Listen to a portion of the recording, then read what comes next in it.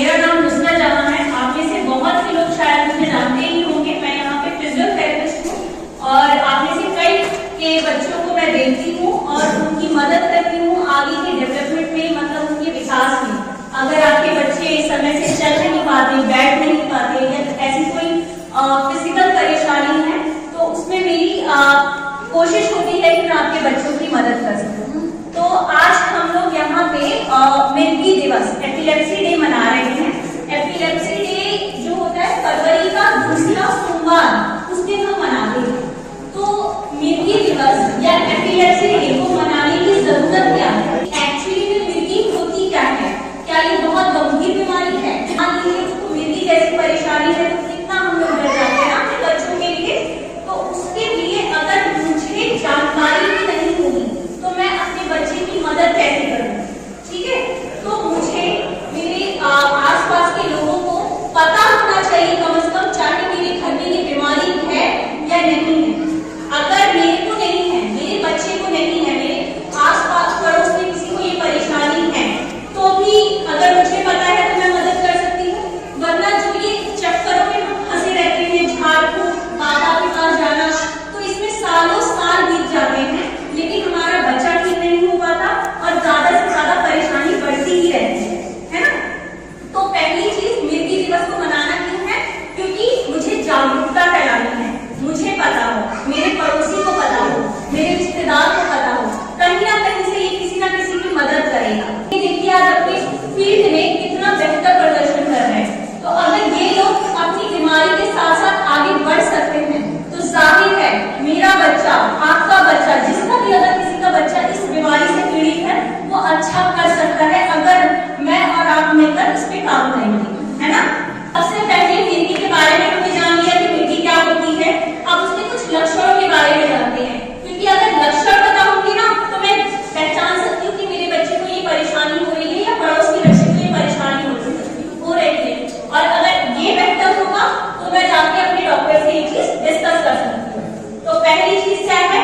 देखा होगा शायद कभी किसी ने देखा हो या ना भी देखा हो, बच्चे ना जैसा चलते चलते फट से गिर जाए, ठीक है, झटका लग गया या फिर फटफड़ाने लगा, या फिर बच्चे ने एक तरफ गर्दन करके इस तरीके से टकटकाने लगा, या फिर बच्चे की आंखें झप झप झप लगातार कर रही हैं, या फिर हम लोग आपसे पूछते हैं ना बच्चे की आंखें तो नहीं चढ़ जाती, तो इस तरीके से ऊपर की तरह आंखें चढ़ जाना, या फिर मुंह से झाग निकलने वाला।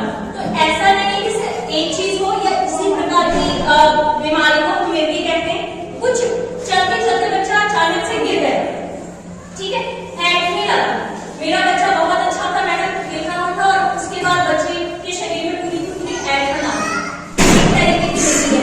दूसरी में मेरा बच्चा आराम से खेल रहा था तो एकदम से रूस पड़ गया, मतलब अब उसमें ऐसा लग रहा है बच्चे में जान ही नहीं है, वो दूसरी तरह की है, आंखों को ऊपर चढ़ गई, एक तरफ गर्दन हो गई, एक तरफ बार बार मूवमेंट हो रही है। इस तरीके के कुछ कुछ लक्षणों को हम देख कर पहचान सकते हैं कि मेरे बच्चे में दौरा पड़ा, ठीक है।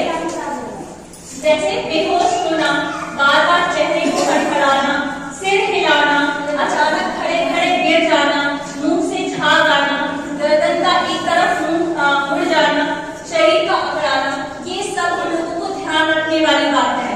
ये मत समझिए कि मेरे बच्चे को परेशानी है तभी मैं इन चीजों को ध्यान रखूंगी, मेरे जहन में है तो मैं आगे चलकर किसी की मदद कर सकती, ठीक है। अच्छा, पहला लिखा है मैंने ए बिग नो, मतलब इस चीज को तो गलती से भी भूल कर भी नहीं करना अगर मैंने किसी भी इंसान को मिर्गी से पीड़ित देखा हो। पहला क्या है? व्यक्ति को पकड़ लेना या हरकतों को रोकने की कोशिश करना। मतलब मेरे बच्चे को दौरा पड़ा या कुछ इस तरीके से गिर गया या मुझे लग रहा है कि हाँ ये कुछ अलग है लेकिन मुझे समझ में नहीं आ रहा, उस बच्चे को पकड़ना नहीं है, उसको रोकना नहीं है, उसको जकड़ना नहीं है। क्यों नहीं जकड़ना? क्योंकि अगर मैं उसकी मूवमेंट को, जो भी वो कर रहा है, मान लो वो बार बार उसकी गर्दन को हिला रहा है या हाथ को हिला रहा है, मैं पकड़ूंगी ना तो जो भी उसके मस्तिष्क में एबनॉर्मल चीजें हो रही है उसको मैं रोकने की कोशिश कर रही हूँ। तो जो चीज पैटर्न हो रहा था उसको मैं रोकूंगी तो उसका गलत प्रभाव पड़ सकता है शरीर में, है ना। तो उसको रोकने की जरूरत नहीं है, जो हो रहा है पहले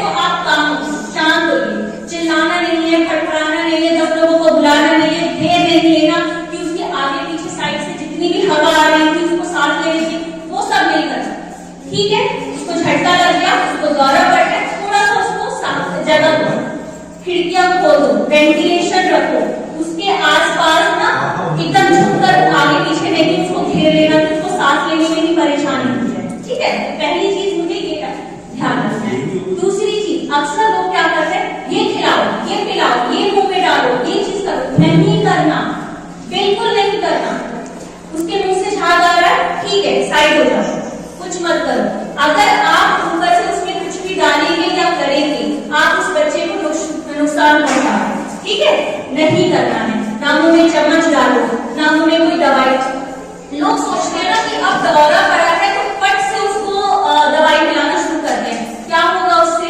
दौरा तो पड़ ही रहा है, आप दवाई पिला दोगे, क्या बच्चे का उसके उसी वक्त दौरा ठीक हो जाएगा? नहीं होगा। इससे ये होगा कि बच्चे को जो आपने दवाई दी वो शायद जहां जाना चाहिए वहां नहीं जाएगा, किसी और में लेने चला जाएगा, बच्चे को सांस लेने में दिक्कत हो जाएगी। हो सकता है उसको जो चीज बेहतर हो सकती थी वो 2 मिनट 10 मिनट के बाद दौरा तो खत्म हो जाना चाहिए था, आपने कुछ और कॉम्प्लिकेशन उसमें क्रिएट कर, उसकी सांस की नली में परेशानी हो गई। तो हम दौरे से परेशान थे, अब हम उसकी चीज के लिए इमरजेंसी भाग गए, तो वो चीज नहीं करते। तो मुंह में कुछ भी डालने की जरूरत नहीं है, ठीक है। लोग उनको लोहा चिपकाने की कोशिश करते हैं, चाबी देते हैं, चाबी देते हैं, इसको छूने से ना झटका लग जाएगा, कुछ नहीं मिलेगा, ठीक है, उसको आप ऐसे ही छोड़ दीजिए। तीसरा है, जब तक बच्चा पूरी तरीके से सचेत ना हो जाए उसे खाने पीने की कोई चीज नहीं देनी है, यहाँ तक की दवाई भी नहीं, ठीक है। अगला, मृत्यु किन कारणों से हो सकता है?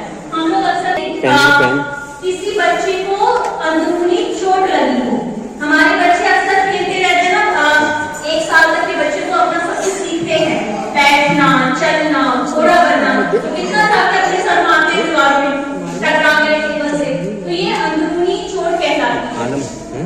अगर किसी बच्चे को कोई गंभीर चोट लगी है तो ऐसा हो सकता है कि आगे चल के इसमें कोई परेशानी आ जाए, ठीक है। तो दिमाग में चोट लगना एक कारण बन सकता है, पहली चीज। दूसरी, गंभीर बीमारी, किसी को आपने, मेरा बच्चा बहुत अच्छा था, मेरा बच्चा 6 महीने में बैठा भी है मैडम, मेरा बच्चा 1 साल में चला भी है मैडम, 1.5 साल तक बहुत अच्छा था, उसके बाद उसको झटका लग गया, ऐसा सुनने में आता है। मेरे काफी पेशेंट्स होते हैं, काफी मरीजों ने ऐसी कंप्लेन की है। तो ये क्यों हुआ? तो जब हम लोग उससे बातचीत करते हैं तो हमें पता चलता है कि क्या तुम्हारे बच्चे को बहुत तेज बुखार आया था, इतना तेज बुखार कि वो दिमाग पे चढ़ जाए। बुखार होना जरूरी है, तो बुखार के अलावा कोई गंभीर परेशानी हो जाए, कोई इन्फेक्शन हो जाए बच्चे को, तो भी हम कहते हैं कि बच्चे को आगे परेशानी हो सकती है। वही आघात, मस्तिष्क में ऑक्सीजन की कमी कब होती है? हम पूछते हैं ना आपसे अक्सर कि आपका बच्चा जन्म के वक्त रोया था कि नहीं रोया था, तो हमारे पूछने का मकसद ही यही होता है कि मैं ये जानना चाहती हूँ कि मेरे बच्चे को जो कि पैदाइश के वक्त रोया था कि नहीं रोया, उसके दिमाग में ऑक्सीजन प्रॉपर पहुंचा है कि नहीं पहुंचा। जब बच्चे पैदा होते हैं ना तो फट से रोते हैं, फट मतलब कि पैदा हुआ और रोया। आप लोग कहते हो 1 मिनट के बाद रोया, तो मैडम बस 1 मिनट बहुत लंबा समय होता है, 1 मिनट तक मेरे बच्चे को ऑक्सीजन नहीं मिला इसलिए वो नहीं रोया।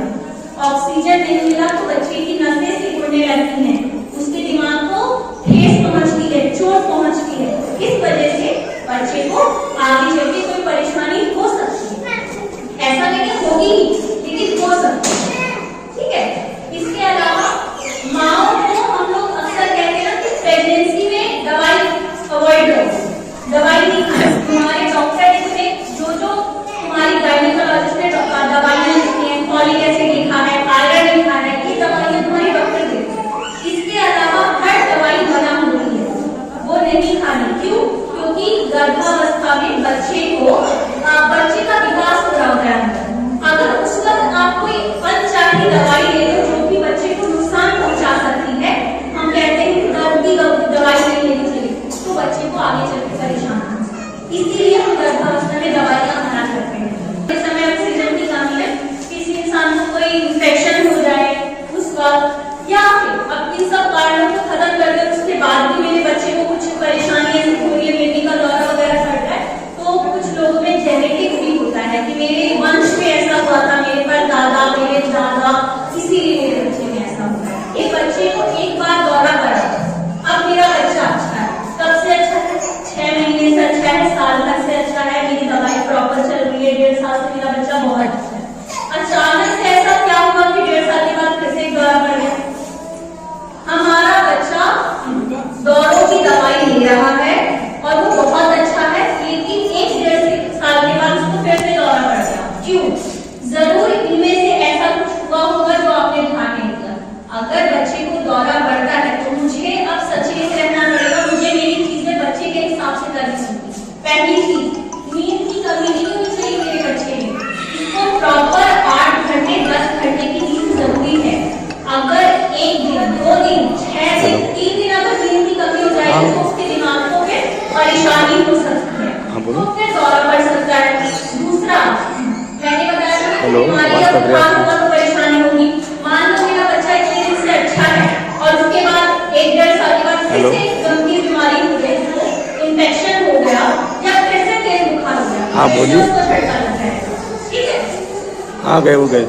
कोई चमकती हुई तेज रोशनी उसकी आंखों में फट से डालो, उसके दिमाग की तंत्रिकाएं आपस में फिर से सिकुड़ सकती है या फिर टकरा सकती है। उसके बाद कैफीन, कैफीन किन चीजों में होता है? कोल्ड ड्रिंक पीते हैं ना बच्चे, चाय तो पता नहीं पीते, चाय भी पीते हैं बच्चे, तो चाय पीना और बहुत ज्यादा चाय पीना फर्क है।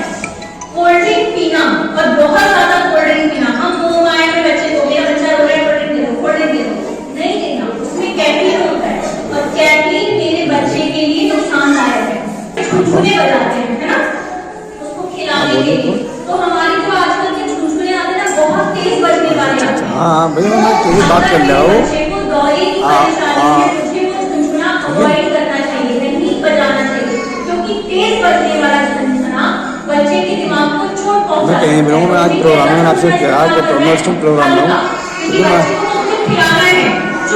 प्रोग्राम चल रहा, प्रोग्राम हमारे यहाँ पर। हल्का बजने वाला छुनछुना इस्तेमाल हाँ, कल मिलूंगा। नहीं समझ में आ रहा है तो एक छोटा सा डब्बा ले लो, उसमें राई के दाने डाल दो, चावल के दाने डाल दो, उस तरीके से हल्का बजने वाला चीज होना चाहिए, ठीक है? सिर पर चोट लगना, ये सब मेरे बच्चे को दौरा पड़ना। अब मैं क्या करूँ, किसके पास उठाऊं? तो पहली बात, अगर दौरा पड़ता है तो पहले तो मुझे वो सारी चीजों का ध्यान रखना है कि मुझे बच्चे को मुंह में कुछ नहीं देना, मुझे पकड़ के नहीं रखना, मुझे इन सब चीजों का ध्यान रखते हुए जब दौरा उसका खत्म हो जाए, जो भी हो 2 मिनट 3 मिनट का, मैं उसको अपने पीडियाट्रिशियन, बच्चों के डॉक्टर के पास लेकर जाऊंगी, ठीक है? बच्चों के डॉक्टर के पास लेकर जाऊंगी, उनको बताऊंगी कि इस बच्चे में ऐसी परेशानी क्यों हुई है, ठीक है? फिर दूसरी चीज क्या करनी है, अगर मेरे बच्चे में मान लो मैं सब मेडिसिन हो गई कि डॉक्टर के पास जाना है, दूसरा घर पे क्या करूंगी, मैं घर पे मैं मेरे बच्चे को करवट ले जाऊंगी, ठीक है? पकड़ना तो है नहीं, बांधना तो है नहीं, तो उसको सांस लेने में सही रहे, हल्का सा करवट दिला दिया, सर के नीचे एक छोटा सा तकिया लगा दिया, उसकी मूवमेंट को, उसकी गतिविधि